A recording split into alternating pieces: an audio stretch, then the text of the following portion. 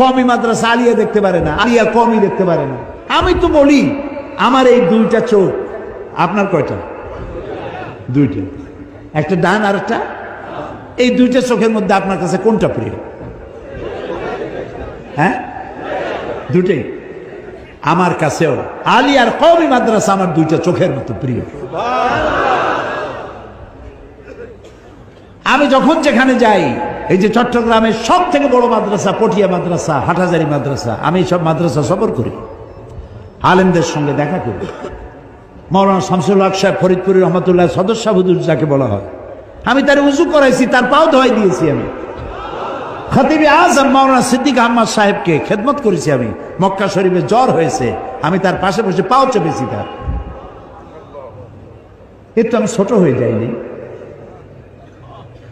তা আমরা আলেমদেরকে সম্মান কেন করতে পারবো না? কওমি মাদ্রাসাও আমার, আলিয়াও আমার, তাবলিগি জামাতও আমার, আহলে হাদিসও আমার।